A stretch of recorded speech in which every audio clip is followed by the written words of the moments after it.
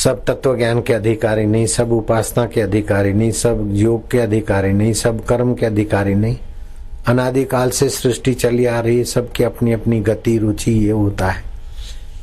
पंचकोशों का शरीर है, अन्नमय, प्राणमय, मनोमय, विज्ञानमय, आनंदमय। कोई अन्नमय कोश में है, उनको बोले बैठ के ध्यान करो, उसके लिए ध्यान साधन नहीं है। उसके लिए तो जाओ गंगा किनारे, यात्रा करो, गंगा में गोता मारो, बद्रीनाथ की यात्रा कर सको तो करो, पैदल करो तो और अच्छा है, दान का न खाओ तो और अच्छा है। इससे अन्नमय कोश वाले को अन्नमय शरीर से थोड़ा संयम कराओगे, वो प्राणमय कोश में आएगा। प्राणमय कोश वाले को प्राणायाम ध्यान भजन कराओगे, वो मनोमय कोश में आएगा। मनोमय कोश वाले को सत्संग और भगवान के विषय, भगवान की प्रीति वाले प्रसंग और उसकी लीला सुनाओगे, वो विज्ञानमय कोश में आएगा, अर्थात 5 ज्ञान इंद्रिया और बुद्धि की सूक्ष्मता में। और उसको सत्संग मिला तो आनंदमय कोश में आएगा। और आनंदमय कोश में पहुंच गया तो गुरु का एक धक्का लग गया तो गुणातीत ब्रह्म ज्ञान हो जाएगा। तो आरती भी अपनी जगह पर ठीक है। जो शत्रुओं से घिरा है वो गुरु के द्वार पर जब आरती होती उसका दर्शन करे, शत्रुओं की दाल उस पर नहीं गलेगी। ये बात एक मुख्यमंत्री ने पकड़ ली, उसकी कुर्सी जाते जाते रुकी और अभी तक रुकी हुई है। कई वर्ष पहले साबरमती के तट पर आरती हो रही थी, किसी संत ने उस मंत्री को रोक दिया, मुख्यमंत्री ने, वो उसने बात पकड़ ली, अभी तक जूझते भी टिका है। जो कृतज्ञ है उसको आत्म संतोष नहीं होता है, जो कृतज्ञ है उसे आत्म शांति आत्म संतोष होता है। आपके जीवन में मन की उन्नति, मन को भगवतमय बनाओ, भगवत ज्ञान से, भगवत सुमरण से, भगवत प्रीति से, भगवत विश्रांति से। क्योंकि आपका मन जहां से स्फूर्ता है उसका मूल भगवान है। जैसे तरंग जहां से स्फुरित होता है वो मूल पानी है, बुलबुला जहां से जान पाता है वो पानी है, भंवर जिससे प्रतीत होता है वह पानी है। ऐसे ही आपका मन कहो निश्चय हो जाता है, वृत्ति में तो बुद्धि कहो, चित्त में वस्तुओं में अहंता हो जाती तो अहम कहो, लेकिन है वही की वही वृत्ति। उसको संवित भी बोलते हैं। संवित जब जगत के उन्मुख होती है तो जगत का राग द्वेष जीव को खोखला बनाता है। मधु कैटव है, राग से मधु लगता है, पत्नी का शरीर, पति का शरीर, विषय विकार मधु लगता है, द्वेष से वही फिर नफरत वाले लगते हैं। ये मधु कैटव है, कान के रास्ते घुसते हैं। किसी की प्रशंसा निंदा सुनकर राग द्वेष होता है, तो फिर कान के रास्ते भगवान के स्वरूप का ज्ञान बढ़ाओ, भगवत प्रीति, भगवत जनों का संग करो। नास्ति अविद्या मनसो अतिरिक्ता, मन एव अविद्या भवबंध हेतु, तस्मिन् विलीने सकलम विलीनम, तस्मिन् जिगरीने सकलम जिगरीनम। मन से अतिरिक्त और कोई अविद्या, अज्ञान, दुख, सुख, तुम्हारा मन ही अगले जन्म में स्त्री बन जाएगा, पुरुष बन जाएगा, पशु बन जाएगा, पक्षी बन जाएगा, घोड़ा गधा बन जाएगा, अथवा देव बन जाएगा, अथवा तो देव के स्वरूप का ज्ञान पाकर देव के साथ एकाकार हो जाए। ये आपके हाथ की बात है।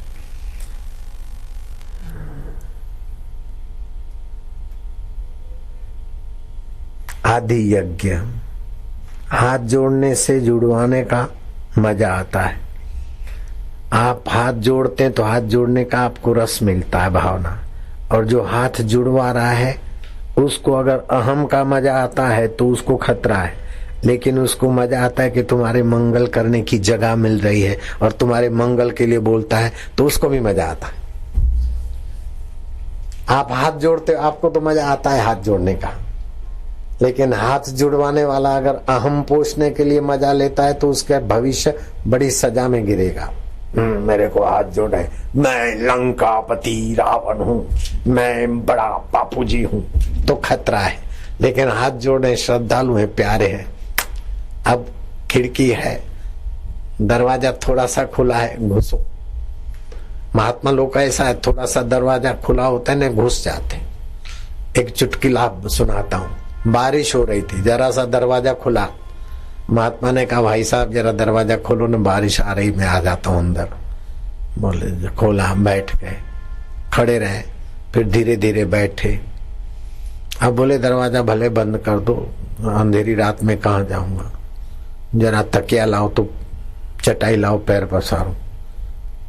तकिया और चटाई भी आई, पैर पसारे, सुबह सुबह बोले बेटा जरा मंजन ले आना, जरा पानी ले आना, जरा पानी की बाल्टी भर लेना, देखो कपड़े भीग गए, कोई तो ले आ और कोई धोती हो तो ले आना।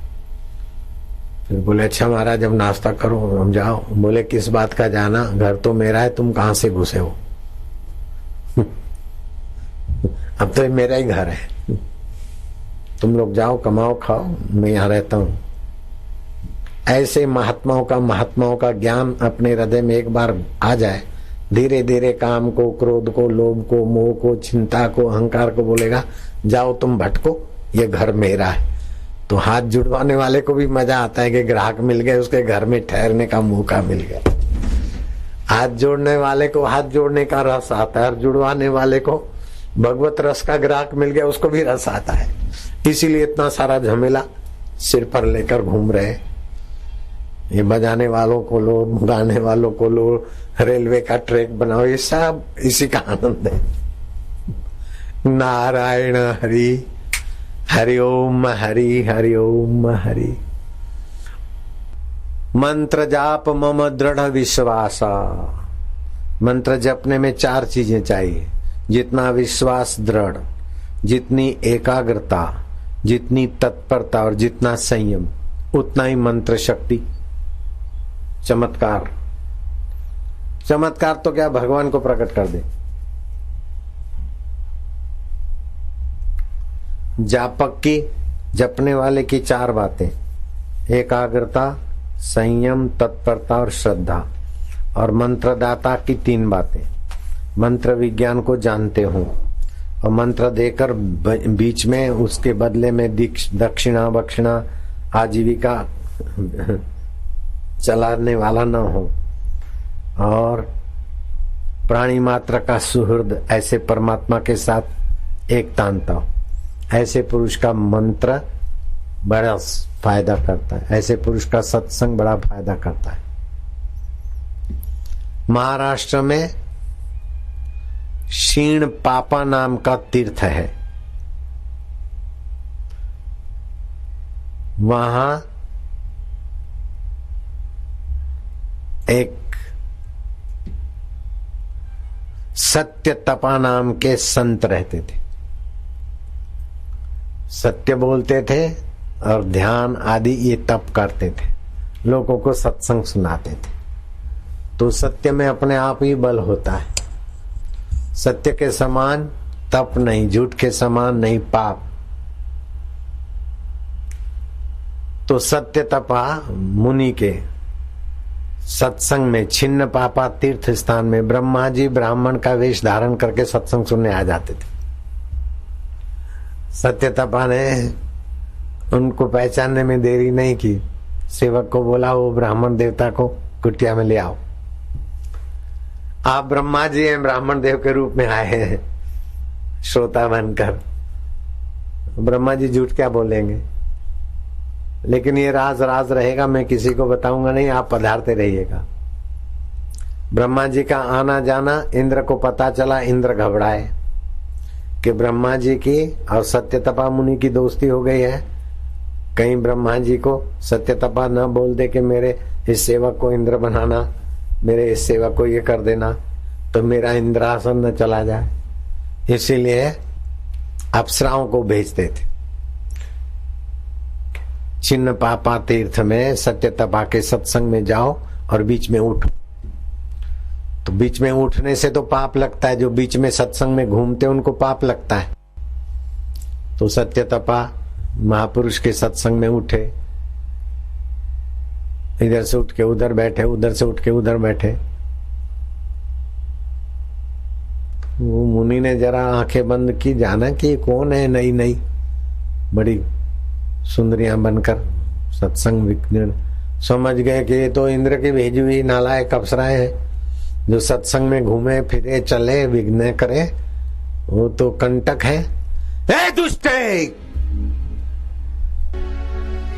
कई दिन से देख रहा हूं, जाओ सत्संग में कंटक वृक्ष का काम किया, तुम जाओ कंटी के लिए वृक्ष, बेर के वृक्ष में की योनि में जा बैठो।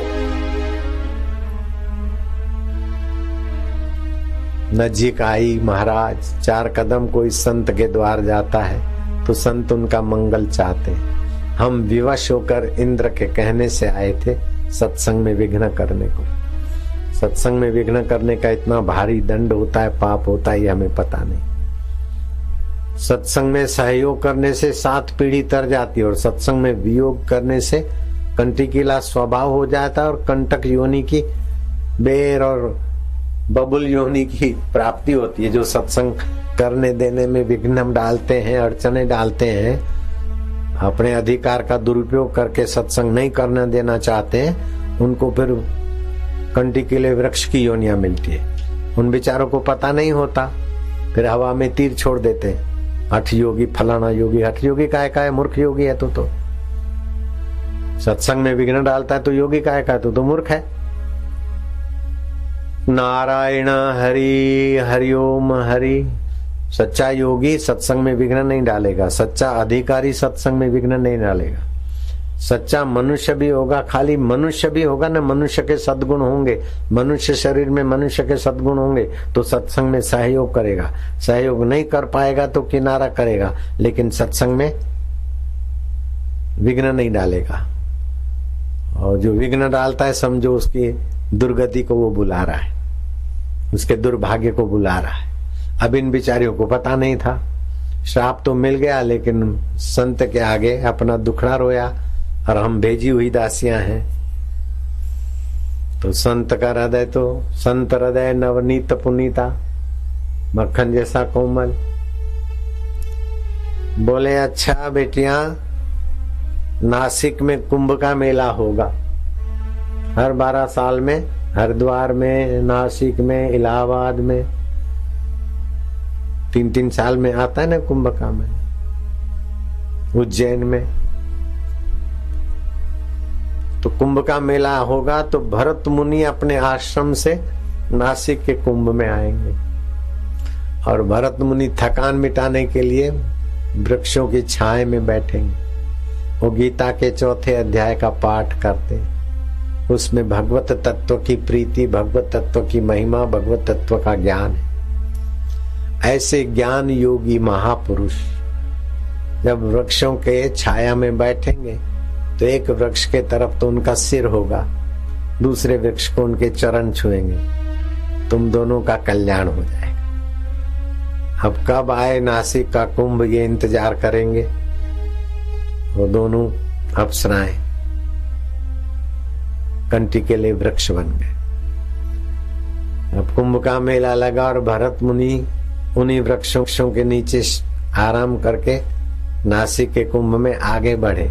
जब लौट के आए तो 2 दिव्य कन्याओं ने उनकी आरती से पूजा की। भरत मुनि चकित हो गए कि इस वन में तुम इतनी सुंदर कन्याएं कहां से आई हो बेटे, मेरा इतना सत्कार पूजन करती हो। तो उन्होंने बताया कि हम छिन्न पापा तीर्थ में सत्यतपा मुनि के यहाँ सत्संग में जाके उठ बैठ करते थे, सत्संग में विक्षेप डालने का पाप किए थे इंद्र के कहने से। तो मुनि ने हमें श्राप दिया। कंटक के वृक्ष जो सत्संग में कंटक बनते हैं वो फिर कंटक के वृक्ष की योनि में पाते। हम उस योनि में गए, लेकिन उन्होंने हमें वरदान भी दिया कि भरत मुनि आएंगे जो भगवान के सत्य स्वभाव में, चेतन स्वभाव में जगे हैं। गीता के 4थे अध्याय का पाठ जिनका अंतःकरण में प्रकट हो गया ज्ञान, ऐसे मुनि का चरण स्पर्श और हस्त स्पर्श से तुम्हारी सदगति होगी। हम वही अभागी अप्सराएं। ये गीता के महात्म्य विभाग में आती है कथा। तो सत्संग बहुत ऊंचाइयों को देता है। मेरे गुरुदेव 10 महीने 10.5 महीने तो लोगों के बीच सत्संग में विचरण करते, 1.5-2 महीना नैनीताल के जंगल में रहते, फिर भी एक दिन भी सत्संग से नागा नहीं करते। मेरे को पुस्तक देते और मैं नहीं था तो और कोई थे, तब उनको पुस्तक देते, वो पढ़े और गुरुजी सुनते, बीच में थोड़ी व्याख्या करते। भोजन के बिना का दिन तो गुरुजी ने गुजारा होगा, लेकिन सत्संग बिना का दिन गुरुजी ने गुजारा होगा ऐसा मैं नहीं कह सकता हूं, उनके स्वभाव में नहीं। जैसे स्नान शरीर की रोज आवश्यकता है, घर की बुहारी घर की आवश्यकता है, ऐसे शुद्ध संस्कार सत्संग की रोज आवश्यकता है। मैं यहाँ सत्संग करता हूँ, लेकिन रात को सोते समय मेरा सेवक सत्संग मुझे सुनाता है और मैं सुनते सुनते सो जाता हूँ। और सुबह भी कभी मौका मिलता है तो जल्दी आता है, तो मैं ध्यान में से उठता हूँ तो वो सत्संग शुरू कर देता है पढ़ना। अभी भी मैं सत्संग सुन के आया हूँ, ये कथा नहीं सुन के आया, दूसरा सत्संग सुन के आया। तो अपने जीवन में अगर सच्चा सुख चाहिए, सच्चा ज्ञान चाहिए और सदा के लिए निर्दुखता चाहिए, सदा के लिए प्रसन्नता शाश्वत शांति चाहिए, जन्म मरण के बंधन से मुक्ति चाहिए, तो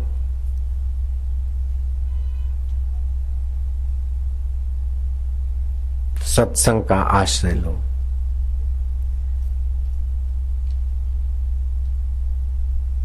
दक्षिण भारत में एक प्रसिद्ध संत हो गए, उनका नाम है संत रंगदास जी। वो बच्चा था, रंग बबलू था, बबलू जैसे तू बबलू है ना, ऐसा वो था बबलू। बाप ने पैसे दिए, जाओ बेटे फल फ्रूट ले आओ खाएंगे। वो पैसे लेके बबलू फल फ्रूट लेने गया। रंगू रास्ते में देखा एक आदमी कह रहा है, तो रंगू बच्चे ने, क्यों चाचा जी क्या है? बोले बेटे भूखा हूं। तो फिर वो कुछ फल, कुछ होटल से भोजन, फुल्का दाल वाल लेके उसको खिलाया। जो पैसे थे फल वल और चीज वस्तु देके वो खाली हाथ घर लौटा, लेकिन हाथ तो खाली थे, हृदय बड़ा आनंद से खुशी से भरा था, बड़ा अच्छा लग रहा था।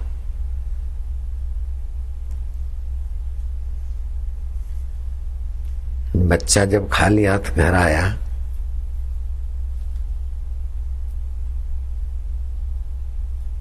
तो पिता ने पूछा, रंगू बेटे फल वल लाया? जिसको अभी चेन्नई बोलते हैं उसको पहले मद्रास बोलते थे, मद्रास की घटना है। पिता का नाम था रामानुज। बोले पिताजी फल तो लाया हूं। बोले कहाँ है? बोले वो दिखेंगे नहीं। दिखेंगे नहीं? ऐसे फल कौन से हैं? तो सारी बात सुना दी कि गरीब भूखा प्यासा था, उस पर कोई ध्यान नहीं दे रहा था। मेरा ध्यान गया, मैंने उसको भोजन कराया, फल फूल लेके आया, उसको पैसे दे आया, उसकी सेवा में लगा के। पिताजी अमर फल लाया हूं ये। पिता ने रंगू को अपने हृदय से लगा दिया। पुत्र तुम्हारा जगत में सदा रहेगा नाम, सदा रहेगा नाम, लोगों के तुमसे सदा पूर्ण होगी। ये चौपाई तो मैं आशा रामायण की गा रहा हूं, लेकिन पिता ने इसी प्रकार का आशीर्वाद दे दिया। वो बच्चा, रंगू बच्चा, आगे चल के संत रंगदास जी बन गए। दक्षिण भारत में उस महान संत को बहुत लोग जानते थे। ऐसे ही सहजोबाई, दिल्ली के पास के छोटे से गांव में सहजो नाम की कन्या रहती थी। 4 भाई में एक बहन थी। वो बाल विवाह की परंपरा थी। सहजो की शादी के समय संत चरणदास जी को प्रार्थना करके आशीर्वाद देने को बुलाया गया।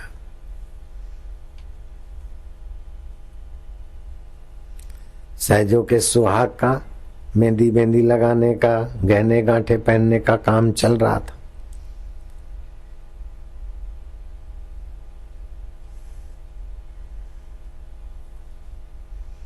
चरणदास ने देखा कि ये लड़की तो शादी विकार, आई लव यू, ये नीच परंपरा उस समय नहीं थी। लड़के बोल दे आई लव यू, लड़के बोल दे आई लव यू, ये तो पाश्चात्य चैनलों ने नीच परंपरा अपने भारत में उड़ेली है। सहजों के जमाने में नहीं थी, हम लोग जब कुंवारे थे तभी भी नहीं थी। खैर वो सहजो बड़ी निर्दोष थी। अगर अभी सहजो आ जाए ना तो मैं तो उसको आलिंगन करूं, खूब प्यार करूं, मेरी बिटिया, मेरी जोगिनी, माता पिता बिटिया जो भी मान ले, छोड़ू ही नहीं। उसके पद सुनकर मैं इतना उससे प्रसन्न हूं। तो सहजों को देखकर चरणदास जी भी प्रसन्न हो गए और उसने अपनी सहजो बिटिया को सुना दिया। क्या सुनाया? जो दुल्हन बनने जा रही थी, सहजो तनिक सुहाग पर कहा करे, कहा गुदाए शीश। क्या सिर डोला रही है? सहजो तनिक सुहाग पर कहा गुदाए शीश, मरना है रहना नहीं, जानो विश्व ईश। सहजो तो देखती रह गई।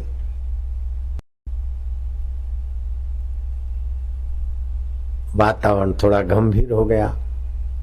वहां दूल्हा आ रहा था शहनाइयां बजाते हुए, और शहनाई में घोड़े पे बैठा हुआ दूल्हा घोड़ी पे, पास में किसी ने फटाकड़ा रख दिया। फटाकड़ा पूरा धड़ाक, घोड़ी खुटी बड़ाक, दूल्हे का सिर पेड़ से हुआ तड़ाक और नीचे गिरकर मर गया। अगर थोड़ी देर नहीं लगाते तो दूल्हा की मौत इस निमित्त थी, वो बेचारी विधवा हो जाती। भाइयों ने देखा कि हमारी बहन को विधवा के कलंक से बचाने वाले संत हमारे सतगुरु हैं। चारों भाई चेले बन गए चरणदास जी के, पिता भी चेले बन गए, माता भी चेले, और सहजो तो समर्पित हो गई। और दूल्हा का तो मौत था ही, विधवाओं से बच गई। विधवा के बदले ऐसी साध्वी हो गई कि क्या बताएं सहजो के उपदेश।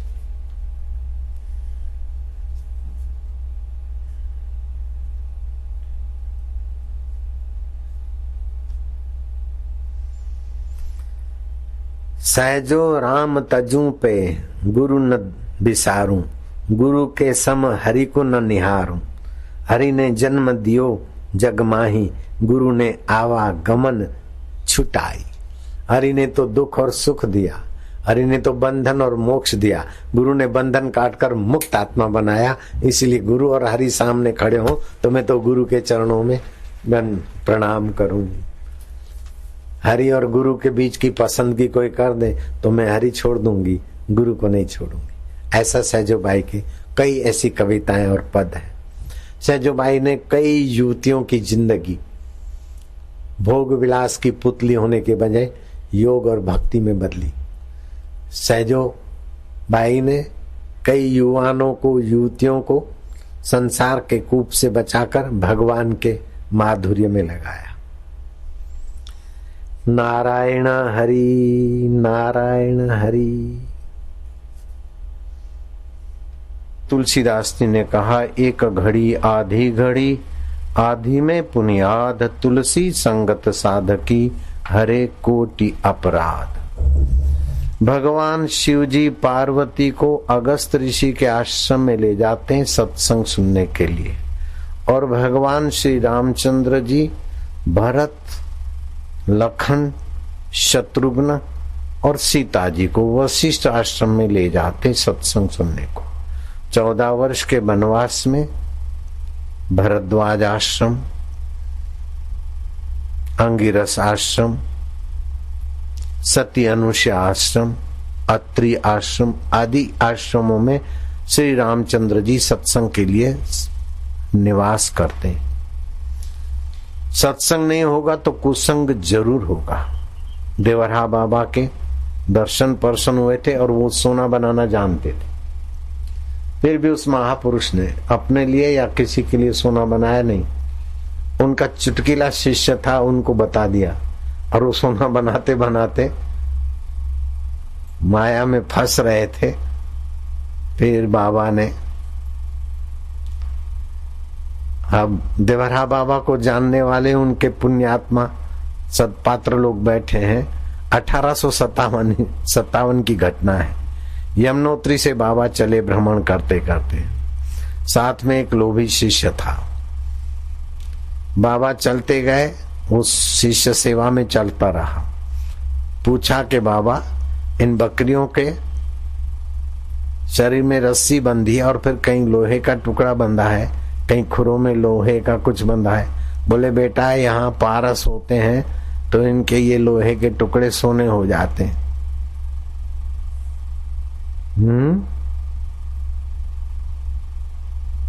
उसने क्या करा, पट्टे ने बाबा को तो बताया नहीं, एक लंबी रस्सी रखी पतली सी और उसमें लोहे के टुकड़े बांध दिए और कहीं कहीं वो सोने के हुए वो उतार के इकट्ठे करने लगा।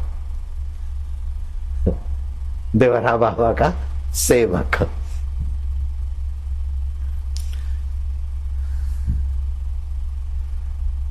जब सोना इकट्ठा हुआ तो माया आती तो उछल कूद होती है।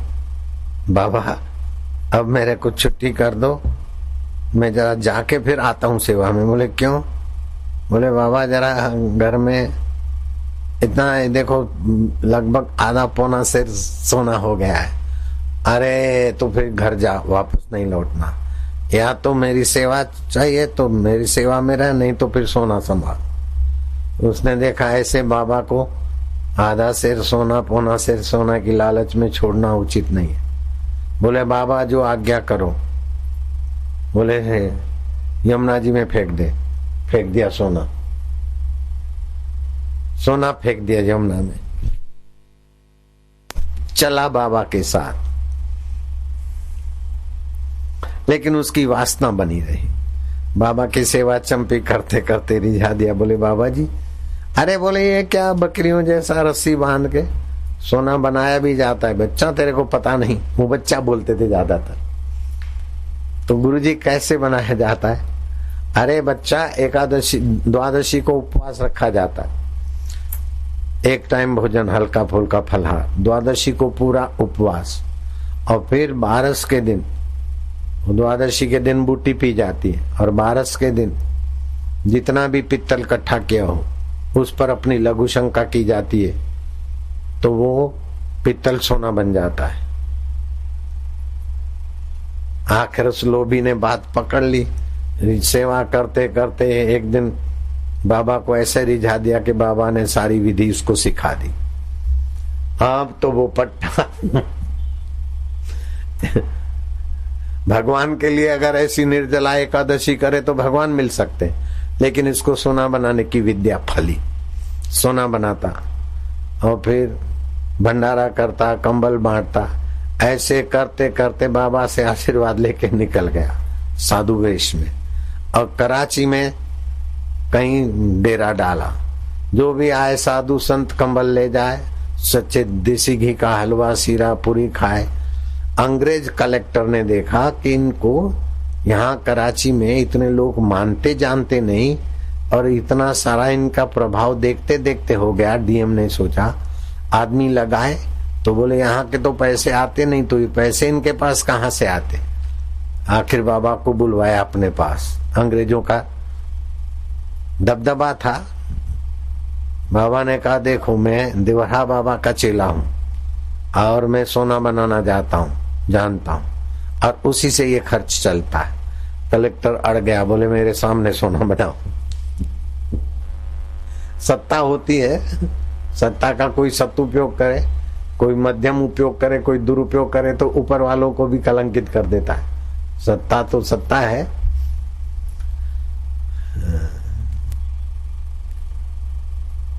नजर कैद कर लिया और बाबा पर ऐसा दबाव बनाया कि उस बेचारे ने, देवरा बाबा के सेवक ने उसको हाँ भर दी कि मैं 10 को उपवास रखूंगा और तू थोड़ा पित्तल बित्तल इकट्ठा करवा लो। करीब 100 किलो, 1 कुंटल उस लोभी कलेक्टर ने पित्तल इकट्ठा करवा दिया, और इसने अपना वही उपवास करके जप करके जो सुबह लघु शंका आई पिघले हुए पित्तल पर, लघु शंका का प्रवेश करा दिया और करीब करीब 1 कुंटल सोना बन गया। जॉर्ज पंचम था उस समय, उसको खबर दी कि यहाँ हिंदुस्तान में ऐसे बाबा लोग हैं कि अपनी पिचकारी से, आप समझ गए पिचकारी, मैं खुला शब्द नहीं बोलना चाहता हूँ, सोना बनाना जानते। जॉर्ज पंचम ने कहा उनको ले आओ इधर, सुनाया कि तुमको अब यूरोप ले जाया जाएगा। वो घबराया, बाबा आप मेरे को यूरोप ले जाएंगे, यहाँ इतना दबाव डालते हैं, उधर न जाने क्या करेंगे। बाबा ये सोना नहीं है, मुसीबत है। आप बोल रहे थे बच्चा मुसीबत मोल नहीं लो, लेकिन मैं ये लोभ की खुजलाहट ने मुझे मुसीबत में डाल दिया। बाबा मैं कैदी बनना हूं, कहाँ तो देवरा बाबा का चेला और बाबा मैं नजर के तो बाबा आर्त भाव से प्रार्थना की। बाबा स्वप्न में आए, बच्चा बोलते थे, मैं उनके बजरे में चला जाता था। उस समय में 22-25 साल का था, जहाँ काशी में बजरे में रहते थे, फिर यहाँ वृंदावन में। मेरे प्रति उनका बड़ा स्नेह, उन्होंने देखा होगा कि भी होंगे, तो बोले अच्छा हम जॉर्ज पंचम को कहला देते हैं। पत्र लिखवाया कि ये जो हमारा सेवक आग्रह पूर्वक हमारे से विद्या सीखा है, तो सोना बना के दिखा दिया है। अब वो सोना चाहे तुम कहीं ले जाओ रखो, लेकिन इसको अब मुक्त कर दो, अन्यथा आपके लिए अच्छा नहीं होगा। इसको यूरोप ले जाओगे और दबाव से कुछ करोगे तो तुम्हारे लिए अच्छा नहीं होगा। तो जॉर्ज पंचम ऐसे समझदार था, उसने उसको बेचारे को छुट्टी करा दिया। अभी भी वहां अजायब घर में देवरा बाबा के चेले ने सीटी मार के, पिचकारी मार के सोना बनाया, वो इतिहास साक्षी है। ये बहुत छोटी चीज है। मनुष्य की योग्यताओं का लाखवां हिस्सा विकसित होता है तो बुद्धिजीवी हो जाता है, IAS हो जाता है, बुद्धिजीवी किसी किसी पोस्ट पे पहुंच जाते। लाखवां हिस्सा अगर भक्ति भाव और साधना करे तो और कई हिस्से विकसित हो सकते। विवेकानंद बोलते थे, बड़े दुर्भाग्य की बात है कि करोड़ों वर्षों से मनुष्य इस धरती पे है, लेकिन अपनी महिमा को आज तक उसने पहचाना नहीं।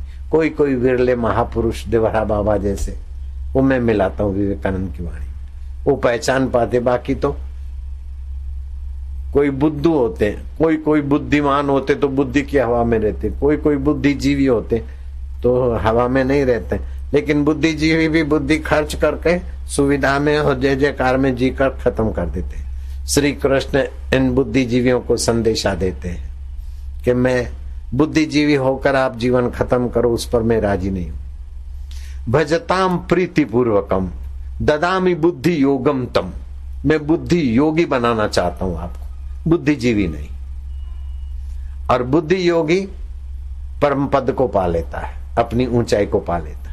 तो बुद्धि कैसी कैसी होती है? एक तामसी बुद्धि होती है, अच्छे काम में रुकावट डालने से मजा आता है, वो तामस बुद्धि। शराब कबाब क्लब में जाना, पर पति के पास, पर स्त्री के पास जाना, अरे मजा ले लो, भविष्य में नीच योनियों में जाएगा पता ही नहीं। शब्द से भी भाव सूक्ष्म है और भाव व्यापक है। भगवत भाव से भगवत शब्द उच्चारण करें तो दुनिया के सभी शब्दों से भगवत शब्द ऊंचा और भगवत भाव से संपन्न होकर उच्चारण करें तो अपना और अपने इर्द गिर्द का माहौल मंगलमय होता है। संसार मात्र को सुख और शांति देने में भगवान नाम का सामर्थ्य अद्भुत है। समर्थ रामदास ने एक बार हनुमान जी को, क्योंकि राम भक्त थे समर्थ रामदास, सीताराम भक्त थे और हनुमान जी उनके प्रति प्रेम रखते थे। एक बार समर्थ रामदास जी ने हनुमान जी को कह दिया कि मैं संकीर्तन करूंगा, जो भी मेरे सत्संग में आए, कीर्तन में आए, उन सभी को आप दर्शन दो। हनुमान जी ने कोई बात नहीं, लेकिन जिस दिन आपका शुद्ध कीर्तन होगा, शुद्ध सत्संग में होंगे, उसी दिन मैं आऊंगा। बोले मैं तो परसों करता हूं, आप परसों आएंगे। बोले ठीक है। अब राजगुरु होने के कारण समर्थ रामदास का नाम सुनते ही 100, 200, 500 के हजारों लोग इकट्ठे हो जाते थे। जैसे बापू का नाम सुनते ही लाखों हजारों लोग अभी भी आ जाते। देखो कितनी भीड़ हो रही। हालांकि मैं तो राजगुरु नहीं हूं, तो राजगुरु भी थे। तो समर्थ रामदास ने कहलवा दिया कि हम परसों अमुक गांव में संध्या से लेकर रात्रि को 9-10 बजे तक सत्संग कार्यक्रम करेंगे। कहना क्या है, डांडी पिट गई, प्रचार हो गया, व्यवस्था हो गई, दरिया बिछ गई, पानी छिटकाव हो गया, लोग आने लगे। साजी भी आए, गाने वाले भी आए, कीर्तन करने वाले, सुनने वाले आए। समर्थ रामदास भी आ गए। उस कीर्तन वालों को भाव भगिनियों से उत्साहित भी किया। अब सबने देखा कि हनुमान जी आने वाले हैं। इधर उधर झांकते रहे, हनुमान जी हनुमान जी। अभी तो आए नहीं।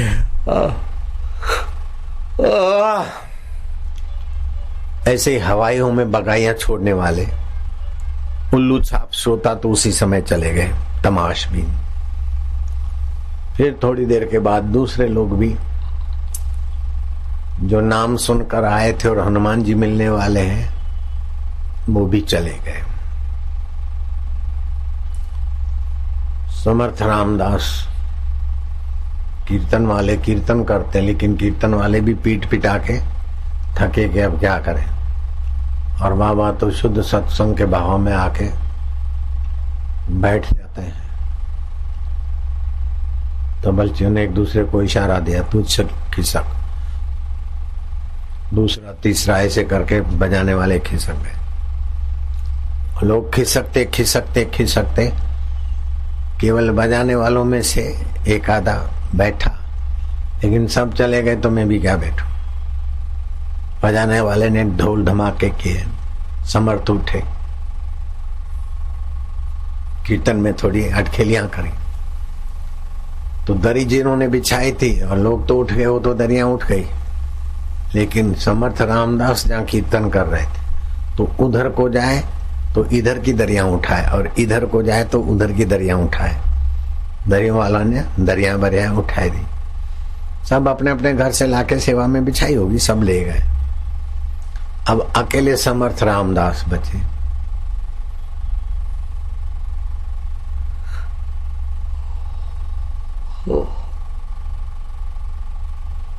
महाराज जी आंखें खोलो, मैं आ गया हूं, आपका मित्र हनुमान।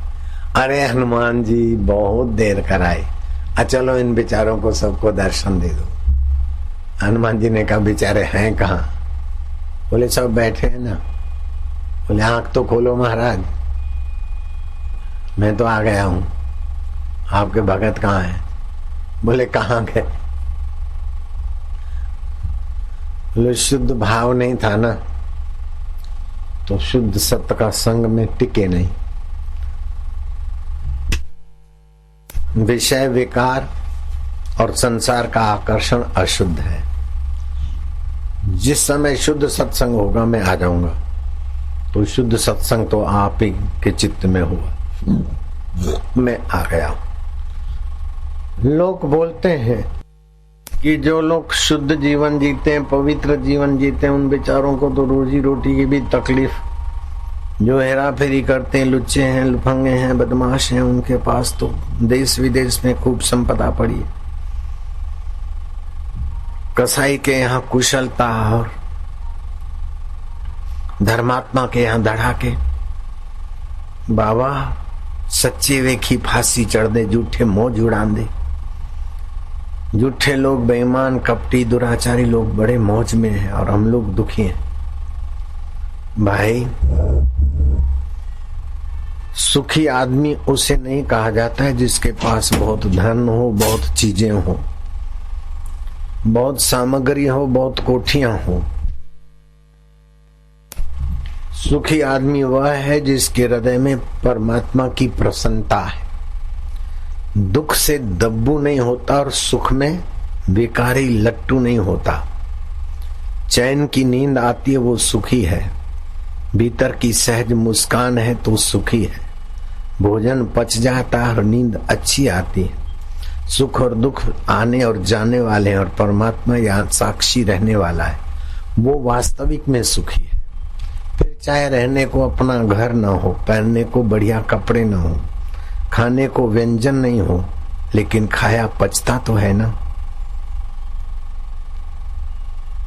नींद सुखद आती है, प्रसन्न रहता है और जिस किसी से मिलता है उसको प्रसन्न करने की क्षमता है, वो परम सुखी है।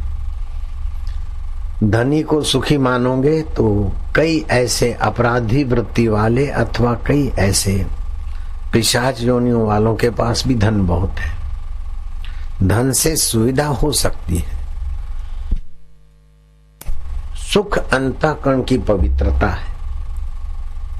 धन से मेवे मिठाई व्यंजन पकवान के थाल बन सकते हैं, लेकिन भूख तो उसकी देन है। घर मकान सजाकर एयर कंडीशन मकान में शयन कर सकते हो, लेकिन प्रेम भरी मधुमेह नींद तो उसकी देन है, सत्कर्म की देन है। डॉलर बहुत है वो बड़ा आदमी है, ये मूर्ख लोग मानते हैं। सत्ता बड़ी है तो बड़ा आदमी है, ये अहंकारी लोग मानते हैं। परिचय बड़ा है इसलिए बड़ा आदमी है, ये समाज के आकर्षण से जिनकी मति अंधी हुई वो लोग मानते हैं। बड़े में बड़ा परमात्मा स्वभाव, जो अपनी योग्यता है संसार के काम लगाता है, संसार के काम आता है, प्रीति करके परमेश्वर के काम आता है तो संसार का अधिकार की रक्षा करता है, प्रीति करके परमात्मा के अधिकार की रक्षा करता है और एकांत शांत होकर अपने आप में तृप्त रहता है, वो जिज्ञासा की तृप्ति करता है, वो वास्तविक में सुखी है। और ऐसे सुखी पुरुष के दर्शन से, सुमरण से, संपर्क से औरों को भी सुख मिलता है। वही वास्तविक में सच्चा धनी है, सच्चा सत्ताधीश है और सच्चा सुखी है। बाकी के लोग भ्रमित होकर सुख की कल्पना करते हैं।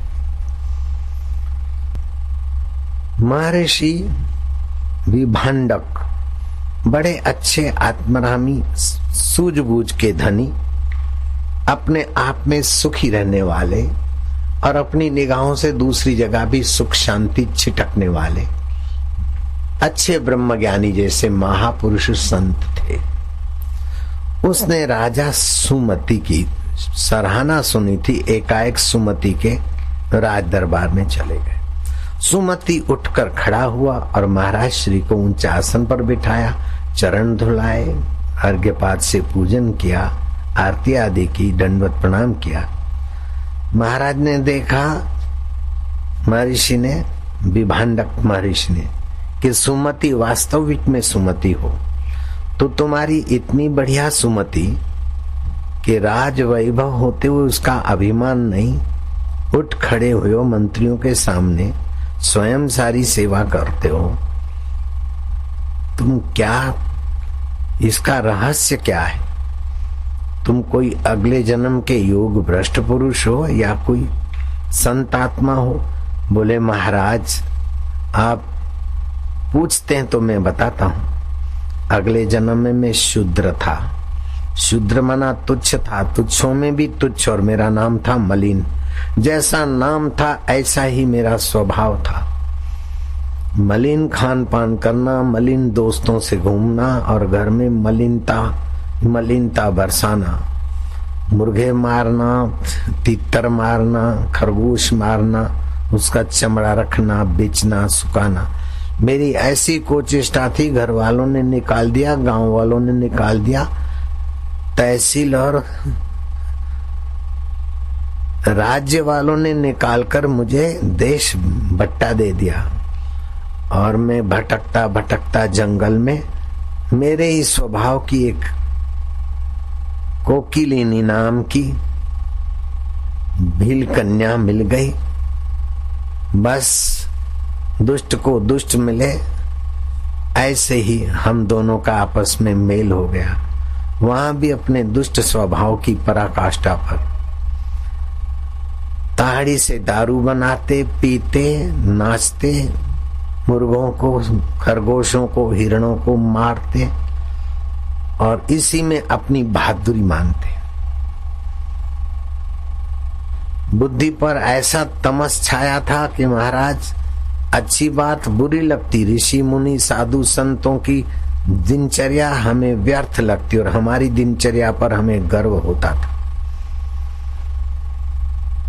एक समय की बात है कि एकाएक वर्षा ऋतु में बरसात पड़ी तो पड़ी, दिन को पड़ी, रात को भी चली। हम इधर उधर विह्वल होते हुए किसी मंदिर में चले गए। शराब की बोतल तो थी, मैंने भी पिया और कोकिलिनी को भी पिलाया। फिर हम नग्न होकर मजाक करने लगे, नाचने लगे। मैं मंदिर के शिखर पर चढ़ गया, वहां से ध्वजा उतार के आया और जैसे कीर्तन करने वाले झंडा लेकर चलते, ऐसे ही अंदर मंदिर में हम हास्य विलास, मजाक, मतलब मखौल उड़ाते हुए सत्संगियों की कीर्तन की नकल कर रहे थे। ऐसे करते करते कभी सोए और सुबह फिर उठे तो वही मखौलबाजी की। उस इलाके का राजा सुबह सैर करने को निकला और मंदिर के तरफ उनकी नजर गई और हमारी दुष्चेष्टा से वो राजा कुपायमान हुआ और मयान से तलवार निकालकर धड़ाक धड़ाक हम दोनों के सिर काट दिए। महाराज वो मंदिर था, वहां भक्तों की चरण रज थी, आने जाने वाले किसी संत महापुरुष का भी कुछ प्रभाव रहा होगा। पवित्र जगह पर मृत्यु हुई और अंत काल में झूठ मूठ में भी भगवान का स्मरण करने से हमारी ये सद्गति हुई है। जो मलिन शुद्र कर्मों में और शुद्र चेष्टा में था वो सुमति राजा हुआ और कोकिलिनी ये महारानी हुई। जब हम झूठ मूठ में सत्संग कीर्तन करते, संत और भक्तों की चरण रज में मखौलबाजी करते हुए भी टिके तो इतना ऊंचा फायदा हुआ। तब से हम इस जन्म में अगले जन्म की स्मृति जगी तो उस जन्म में हम मंदिर जाते हैं, कीर्तन करते हैं, संत महात्माओं को देखकर पुलकित होते हैं। महाराज अगला जन्म तो दूषित था, लेकिन पवित्र जगह पर, भगवान नाम कीर्तन की जगह पर, भगवान को पाए हुए संतों की चरण रज बरसी ऐसी जगह पर, संतों की निगाहों जिन पर पड़ी ऐसे पवित्र भक्तों के आने जाने वाले मंदिर में हमारी मृत्यु हुई और उसी का फल है कि हमारी पूर्व जन्म की स्मृति और राज्य वैभव मिला है। राज्य तो महाराज नहीं रहेगा, शरीर नहीं रहेगा, लेकिन भगवान की स्मृति का स्वभाव रहेगा। अंत काल में भी जो मति होती वो गति होती, लेकिन अंत काल की मति तभी होती जब जीवन काल में जिसका अभ्यास होता है। लेकिन कभी कभी काकताली न्याय न स्थान के प्रभाव से, किसी देश काल के प्रभाव से, ग्रह नक्षत्र के प्रभाव से दुर्मति भी ऊंची गति पा लेते हैं। तो पांडव गीता में आता है नित्य उत्सव भवे तेषाम नित्यम नित्यम च मंगलम येषाम हृदय भगवान मंगलायतनम हरि। जिनके हृदय में मंगलायतन भगवान हरि विद्यमान है उनके लिए सदा उत्सव है, नित्य मंगल है। शब्द की अपेक्षा भाव की शुद्धि ज्यादा रहती है और भाव ग्राही जनार्दन। आप एक लोटा पानी का शिव जी को चढ़ाते तो साल भर में 365 लोटे हुए। आप बोले कि 365 लोटे चढ़ाने के बजाय साल में शिवरात्रि के दिन 5000 लीटर का टैंकर क्यों न चढ़ा दें, 10,000 लीटर, तो एक दिन ही भाव होगा। और रोज एक एक लोटा चढ़ाओगे तो 365 दिन भगवत भाव होगा। 1 रुपया भगवान के नाम निकाल देना है रोज, तो महीने के 30 रुपए निकाल देंगे, साल के इतने निकाल। नहीं, 1 रुपया निकालते हो तो दिन में 10-10 पैसे 10 बार डालो। 10 रुपए निकालते हो तो 50-50 पैसे 20 बार डालो, तो 20 वक्त भगवत भाव बनेगा। तो जितना जितना भगवत सुमरण होता है, भगवत भाव बनता है, उतना उतना अंतःकरण मंगलमय होता है। जो पाप ताप को हर ले, दुख चिंता को हर ले और अपना स्वभाव भर ले, उसी परमेश्वर का नाम है हरि। नाम संकीर्तनम यस्य सर्व पाप प्रशमनम प्रणामो दुख शमनम तम नमामि हरिम परम। ये भागवत के 12वें स्कंद 13वें श्लोक और 13वें अध्याय और 23वें श्लोक का अर्थ है कि जिनके नाम का संकीर्तन संपूर्ण पापों का नाश करने वाला है और जिनको किया गया प्रणाम संपूर्ण दुखों को शांत कर देता है, उन परम तत्व स्वरूप श्री हरि को मैं नमस्कार करता हूँ। हरि ओम हरि ओम हरि ओम हरि ओम हरि ओम। एक बड़े सेठ कलकत्ता के मरने को पड़े। बेटों ने रुपयों की गट्ठी पर हाथ रखवाया कि चलो दान पुण्य करेंगे। ब्राह्मणों को बुलाकर कथा वार्ता करवाई और पूछा, अब आपको काई दिख रहा है? बोले, मेरे को तो कपड़े की गांठे दिख रही है। कपड़े की गांठे दिख रही है, भगवान नहीं दिख रहा है। भगवान का अभ्यास नहीं था ना। तो मरते समय जिसका अभ्यास होता है वही दिखता है, अथवा काकताली न्याय ना। झूठ मूठ में भी जिसका अभ्यास हृदय पूर्वक करते हैं, तो मलिन जैसा व्यक्ति भी शुद्ध राजा बन जाता है।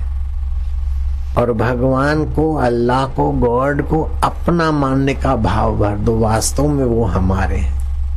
जब भगवान, अल्लाह, गॉड, ईश्वर जो भी मानते हो उनको अपना मानोगे तो आपकी प्रीति जागेगी। उनकी आवश्यकता मांगोगे तो आपकी प्रीति जगेगी। तो आवश्यकता और अपनात्व ये प्रीति का मूल मंत्र है।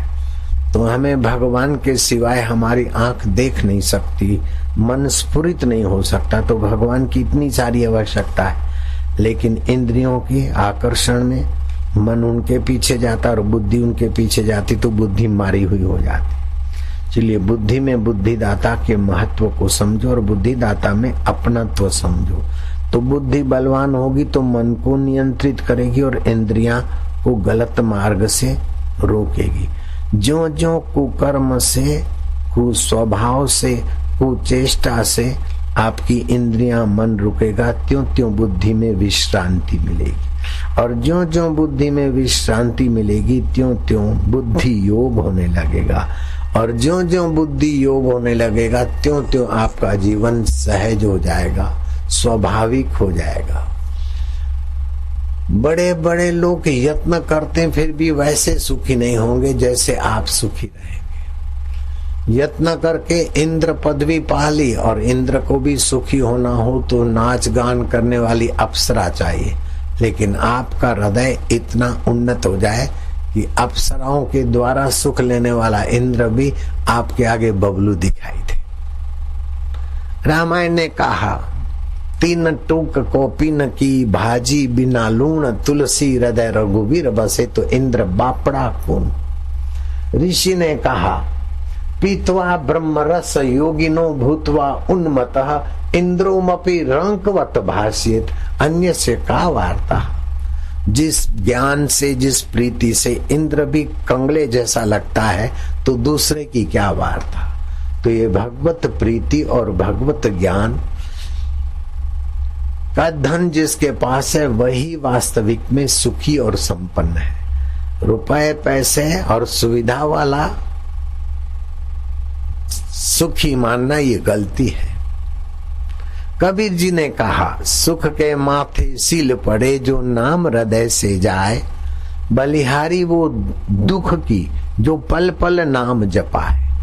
ऐसा दुख जो पल पल भगवान की मंगलमय स्मृति कराए। एक बात पक्की कर लेना, आपके मन चाहे कैसा भी हो, लेकिन आप बोलते मन ऐसा है, दुष्ट है, पापी है, ये है, मैं ऐसा हूं, मैं ऐसा हूं, लेकिन एक बड़ा भारी सद्गुण है मन में कि जिस समय दुख होता है उस समय सुख नहीं होता, और जिस समय सुख होता है उस समय दुख नहीं होता।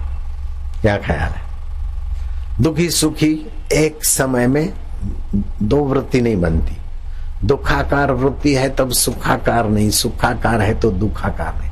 कितने बड़े भारी दुखों में हो और आप सोचो ये दुख हारी हरी तो मेरे हैं, दुखों में है तो मन है अथवा बीमारी है तो तन को है, इन दोनों को जानने वाला मेरा आत्मदेव तो जैसे कहते है। उस समय दुख की वृत्ति बदल जाएगी और हरिमय वृत्ति हो जाएगी।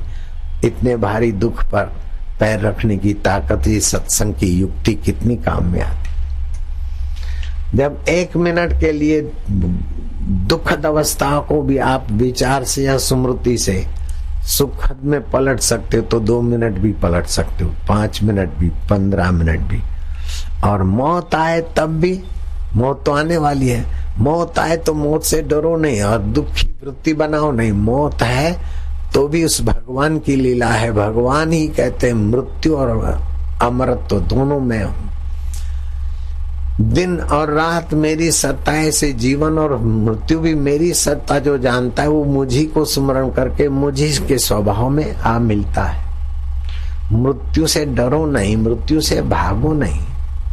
जा मरने ते जग डरे मोरे मन आनंद है, मृत्यु रूपी देव तुम ये पुराना चोला लेकर या तो मुझे अपने स्वरूप में जगाओगे या तो नया चोला दोगे। महाराज नारायण नारायण, बताओ मृत्यु का दुख कहाँ रहा? मृत्यु के समय जो आदमी डर के दुखी अथवा मलिन चेहरा करके जाता है तो समझ लेना उसका जीवन काल नीचता में गया है। मृत्यु के समय मरने वाला के चेहरे में अगर प्रसन्नता दिखती तो समझ लेना ऊर्ध्वस्त गच्छन्ति सत्वस्था, ऊर्ध्व लोक में गया है। तो अभी आप कितनी संपदा में और कितनी सुविधा में और कितने यश में जीते इसका महत्व नहीं है। मृत्यु के बाद आपकी कैसी उन्नति है, कि मध्यम अवस्था है, कि पतित अवस्था है, कि उन्नति और मध्यम से परे परमात्मा अवस्था में आप जागृत हो जाते, उसका बड़ा महत्व है। वर्तमान जीवन तो 60 साल का, 70-80 साल का, 40 साल तो नींद में गए। अभी भी 70-80 साल थोड़े अभी जिएंगे, जितना जिए बाकी के 10-20 साल, किसी के 30 साल होंगे तो 15 साल तो नींद में गए, बाकी 10-15 साल। 10-15 साल कैसे भी बीत जाएंगे। उसके कारण 84 लाख योनियों का 2 करोड़ वर्षों के चक्कर का सत्यानाश क्यों करें? बेईमान बनकर, कामी बनकर, क्रोधी बनकर, लोभी बनकर, मोही बनकर, लोलुप बनकर 2 करोड़ वर्ष क्यों बिगाड़े? भले 10-15 वर्ष सुविधा असुविधा, और प्रारब्ध में जितना सुविधा आएगी सुविधा की आदत पड़ने से सोच विचार की कमी के कारण ही आदमी का पतन होता है।